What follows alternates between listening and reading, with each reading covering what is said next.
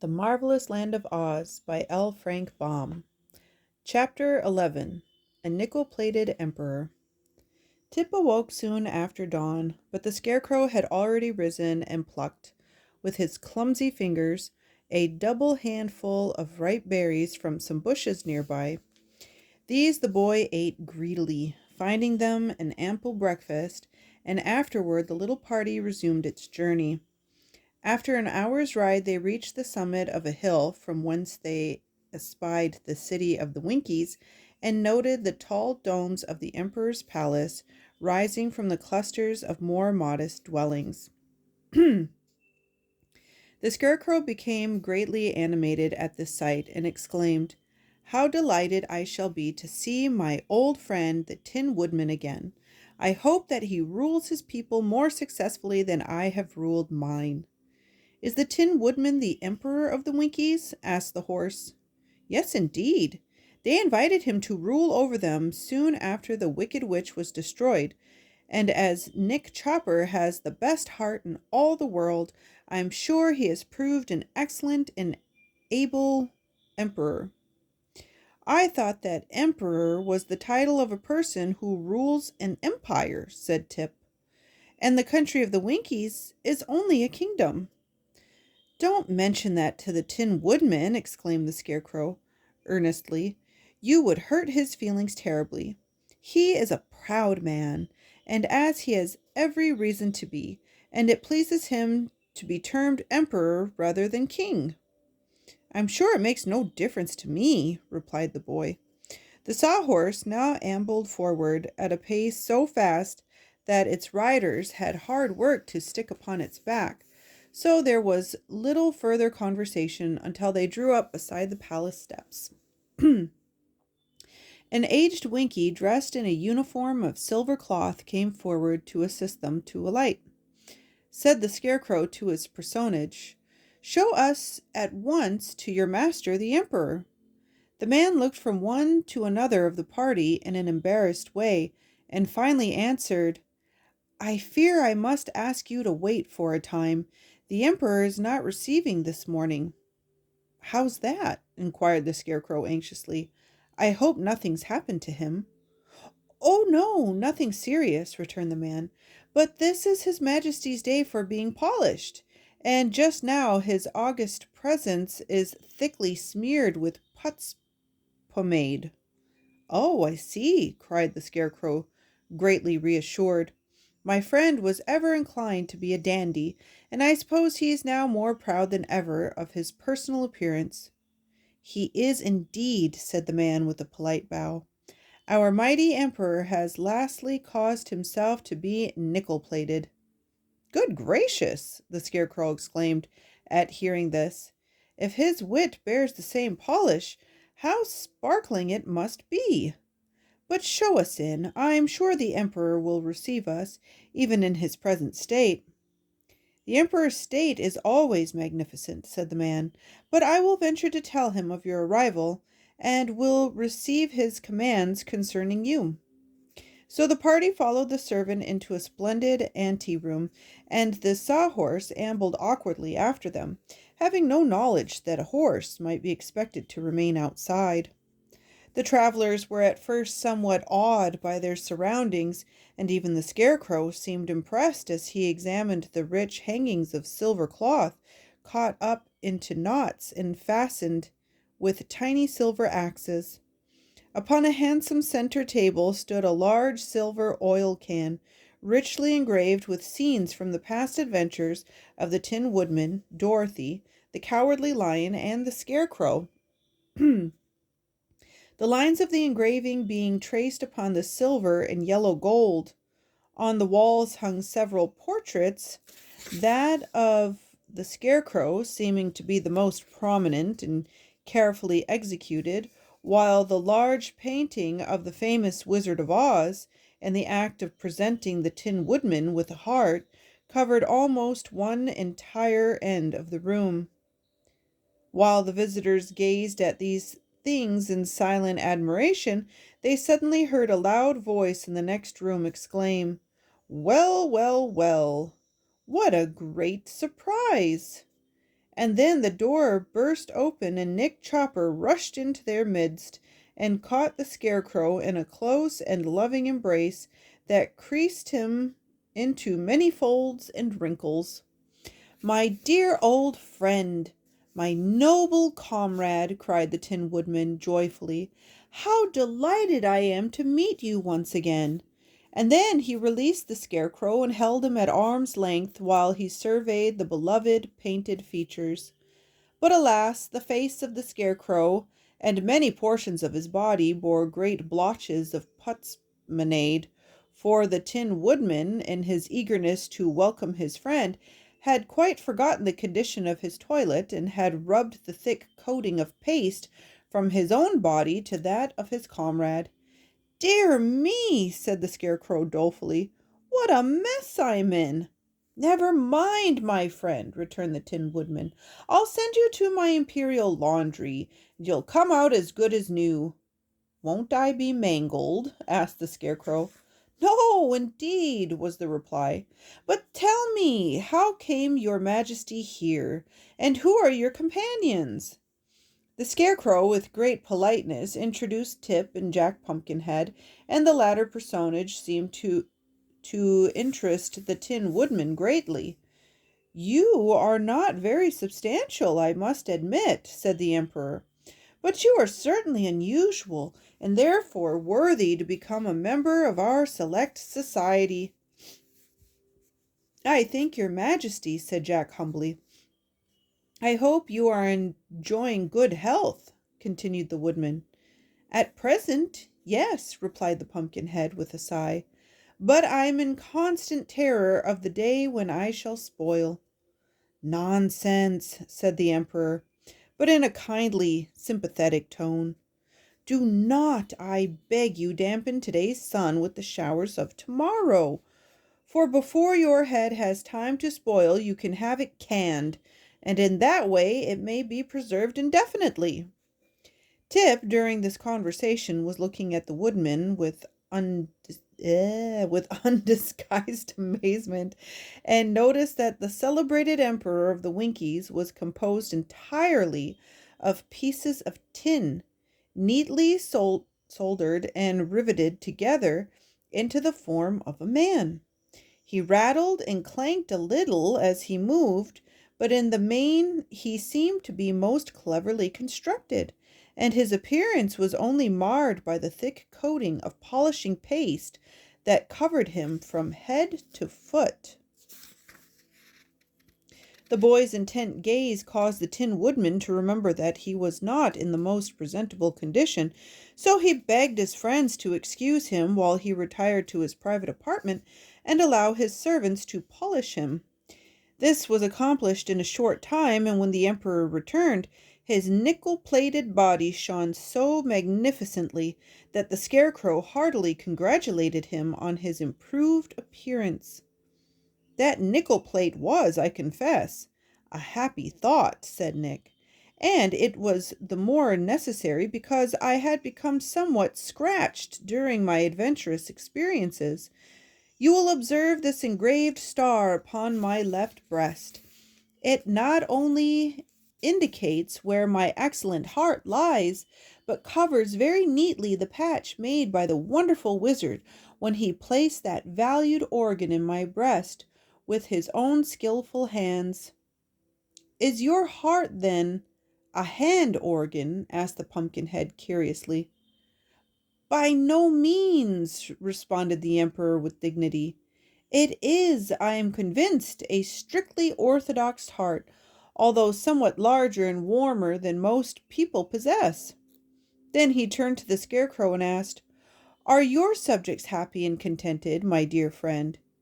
"I cannot say," was the reply, "for the girls of Oz have risen in revolt and driven me out of the Emerald City."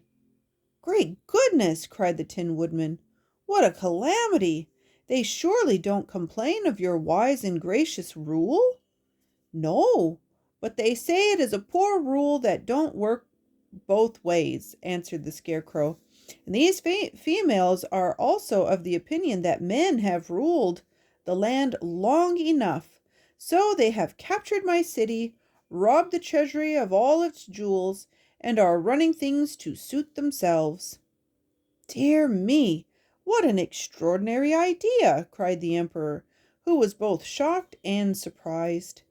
"And I heard some of them say," said Tip, "that they intend to march here and capture the castle and city of the Tin Woodman." "Ah, we must not give them time to do that," said the Emperor quickly.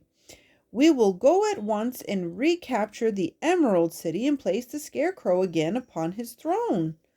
"I was sure you would help me," remarked the Scarecrow in a pleased voice. "How large an army can you assemble?" "We don't need an army," replied the Woodman. "We four, with the aid of my gleaming axe, are enough to strike terror into the hearts of the rebels." "We five," corrected the Pumpkinhead. "Five," repeated the Tin Woodman. "Yes, the Sawhorse is brave and fearless," answered Jack, forgetting his recent quarrel with the quadruped. The Tin Woodman looked around him in a puzzled way, for the Sawhorse had until now remained quietly standing in a corner where the Emperor had not noticed him. Tip immediately called the odd-looking creature to them, and it approached so awkwardly that it nearly upset the beautiful center table and the engraved oil can. "I begin to think," remarked the Tin Woodman, as he looked earnestly at the Sawhorse, "that wonders will never cease. How came this creature alive?" "I did it with a magic powder," modestly asserted the boy, "and the Sawhorse has been very useful to us." "He enabled us to escape the rebels," added the Scarecrow. "Then we must surely accept him as a comrade," declared the Emperor. "A live Sawhorse is a distinct novelty and should prove an interesting study. Does he know anything?" "Well, I cannot claim any great experience in life," the Sawhorse answered for himself, "but I seem to learn very quickly, and often it occurs to me that I know more than any of those around me." "Perhaps you do," said the Emperor, "for experience does not always mean wisdom. But time is precious just now, so let us quickly make preparations to start upon our journey." The Emperor called his Lord High Chancellor and instructed him how to run the kingdom during his absence. While the Scarecrow was taken apart and the painted sack that served him for a head was carefully laundered and restuffed with the brains originally given him by the Great Wizard, his clothes were also cleaned and pressed by the imperial tailors, and his crown polished and again sewed upon his head, for the Tin Woodman insisted he should not renounce his badge of royalty. The Scarecrow now presented a very respectable appearance, and although in no way addicted to vanity, he was quite pleased with himself, and strutted a trifle as he walked. While this was being done, Tip mended the wooden limbs of Jack Pumpkinhead and made them stronger than before, and the Sawhorse was also inspected to see if he was in good working order. Then bright and early the next morning they set out upon the return journey to the Emerald City, the Tin Woodman bearing upon his shoulder a gleaming axe and leading the way, while the Pumpkinhead rode upon the Sawhorse, and Tip and the Scarecrow walked upon either side to make sure that he didn't fall off or become damaged. Chapter 12. Mr. H.M. Wogglebug, T.E. Now, General Ginger, who you'll remember commanded the army of revolt, was rendered very uneasy by the escape of the Scarecrow from the Emerald City. She feared, and with good reason, that if His Majesty and the Tin Woodman joined forces, it would mean danger to her and her entire army, for the people of Oz had not yet forgotten the deeds of these famous heroes who had passed successfully through so many startling adventures. So Ginger sent post haste for old Mombi, the witch, and promised her large rewards if she would come to the assistance of the rebel army. Mombi was furious at the trick Tip had played upon her, as well as at his escape and the theft of the precious powder of life. Whew. So she needed no urging to induce her to travel to the Emerald City to assist Ginger in defeating the Scarecrow and the Tin Woodman, who had made Tip one of their friends. Mombi had no sooner arrived at the royal palace than she discovered, by means of her secret magic, that the adventurers were starting upon their journey to the Emerald City. So she retired to a small room high up in a tower and locked herself in while she practiced such arts as she could command to prevent the return of the Scarecrow and his companions. That was why the Tin Woodman presently stopped and said, "Something very curious has happened. I ought to know by heart every step of this journey, and yet I fear we have already lost our way." "That's quite impossible," protested the Scarecrow. "Why do you think, my dear friend, that we have gone astray?" "Why, here before us is a great field of sunflowers, and I never saw this field before in all my life." At these words they all looked around, only to find that they were indeed surrounded by a field of tall stalks, every stalk bearing at its top a gigantic sunflower. And not only were these flowers almost blinding in their vivid hues of red and gold, but each one whirled around upon its stalk like a miniature windmill, completely dazzling the vision of the beholders, and so mystifying them that they knew not which way to turn. "It's witchcraft!" exclaimed Tip. While they pushed, hesitating and wondering, the Tin Woodman uttered a cry of impatience and advanced with swinging axe to cut down the stalks before him. But now the sunflowers suddenly stopped their rapid whirling, and the travelers plainly saw a girl's face appear in the center of each flower. These lovely faces looked upon the astonished band with mocking smiles, and then burst into a chorus of merry laughter at the dismay their appearance caused. "Stop! Stop!" cried Tip, seizing the woodman's arm. "They're alive! They're girls!" At that moment the flowers began whirling again, and the faces faded away and were lost in the rapid revolutions. The Tin Woodman dropped his axe and sat down upon the ground. "It would be heartless to chop down these pretty creatures," he said despondently, "and yet I don't know how else we can proceed upon our way. They look to me strangely like the faces of the army of revolt," mused mused the Scarecrow. Blah. "But I cannot conceive how the girls could have followed us here so quickly." "I believe it's magic," said Tip positively, "and that someone is playing a trick upon us." "I've known old Mombi do things like that before. Probably it's nothing more than an illusion, and there are no sunflowers here at all." Why is that not moving?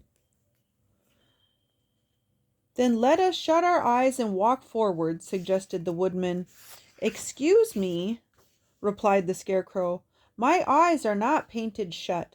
Because you happen to have tin eyelids, you must not imagine we are all built in the same way." "And the eyes of the Sawhorse are not eyes," said Jack, leaning forward to examine them. "Nevertheless, you must ride quickly forward," commanded Tip, "and we will follow after you and so try to escape. My eyes are already so dazzled that I can scarcely see." So the Pumpkinhead rode boldly forward, and Tip grasped the stub tail of the Sawhorse and followed with closed eyes.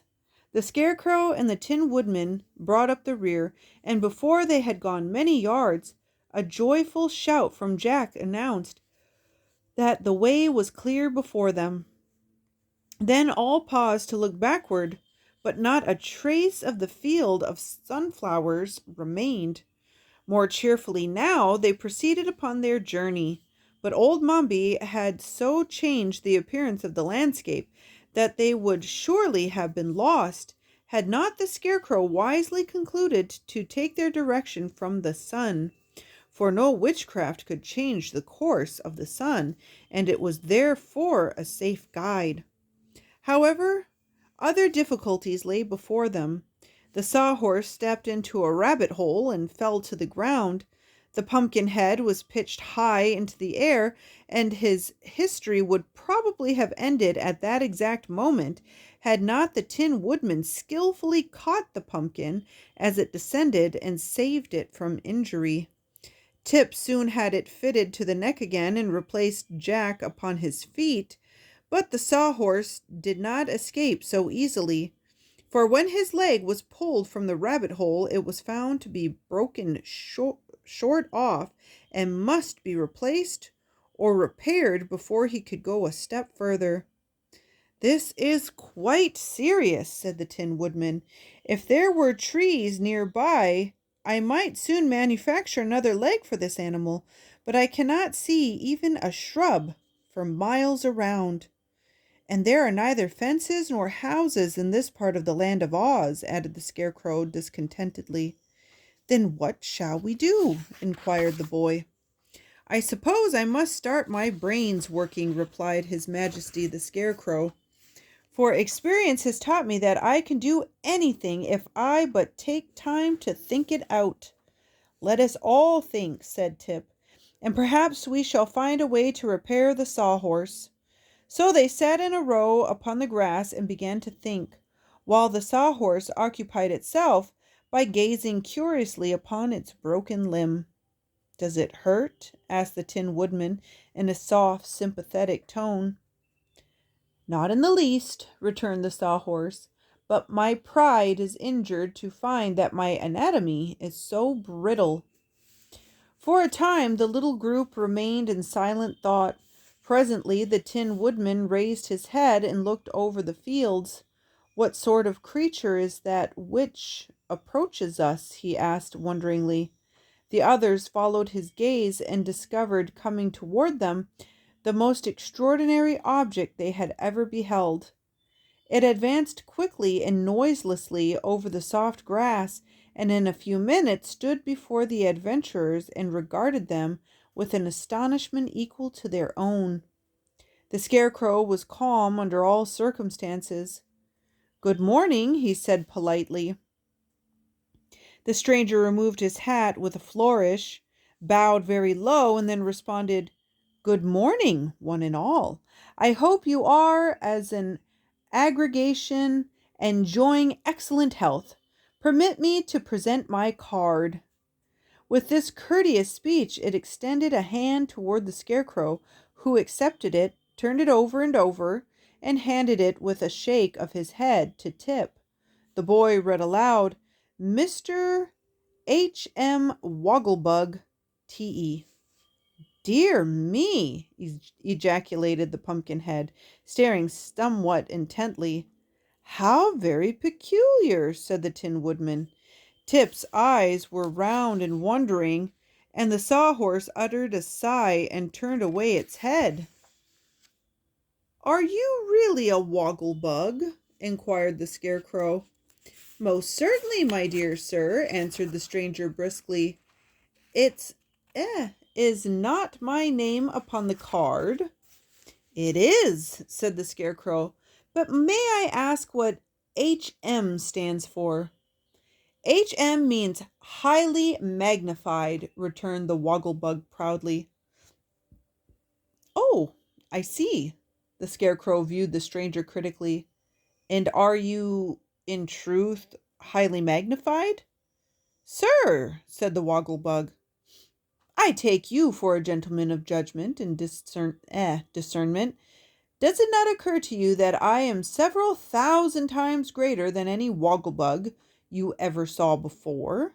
Therefore, it is plainly evident that I am highly magnified, and there is no good reason why you should doubt the fact." "Pardon me," returned the Scarecrow. "My brains are slightly mixed since I was last laundered. Would it be improper for me to ask, also, what the TE at the end of your name stands for.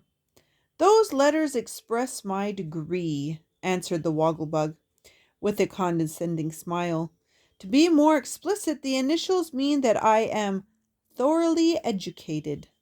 Oh, said the Scarecrow, much relieved. Tip had not yet taken his eyes off this wonderful personage. What he saw was a great, round, bug-like body supported upon two slender legs, which ended in delicate feet, the toes curling upward. The body of the Wogglebug was rather flat, and judging from what could be seen of it, was of a glistening dark brown color upon the back, while the front was striped with alternate bands of light brown and white, blending together at the edges. Its arms were fully as slender as its legs, and upon a rather long neck was perched its head, not unlike the head of a man, except that its nose ended in a curling antenna or feeler, and its ears were the upper points bore antennae that decorated the sides of its head like two miniature curling pigtails. It must be admitted that the round black eyes were rather bulging in appearance, but the expression upon the Wogglebug's face was by no means unpleasant. For dress, the insect wore a dark blue swallowtail coat with a yellow silk lining and a flower in the buttonhole. A vest of white duck that stretched tightly across the wide body, knickerbockers of fawn-colored plush, fastened at the knees with gilt buckles, and perched upon its small head was jauntily set a tall silk hat. Standing upright before our amazed friends, the Wogglebug appeared to be fully as tall as the Tin Woodman, and surely no bug in all the land of Oz had ever before attained so enormous a size. "I confess," said the Scarecrow, "that your abrupt appearance has caused me surprise, and no doubt has startled my companions. I hope, however, that this circumstance will not distress you. We shall probably get used to you in time." "Do not apologize, I beg of you," returned the Wogglebug earnestly. "It affords me great pleasure to surprise people, for surely I cannot be classed with ordinary insects, and am entitled to both curiosity and admiration from those I meet." "You are, indeed," agreed His Majesty. "If you will permit me to seat myself in your august company," continued the stranger, "I will gladly relate my history, so that you will be better able to comprehend my unusual, may I say, remarkable appearance." "You may say what you please," answered the Tin Woodman briefly. So the Wogglebug sat down upon the grass, facing the little group of wanderers, and told them the following story.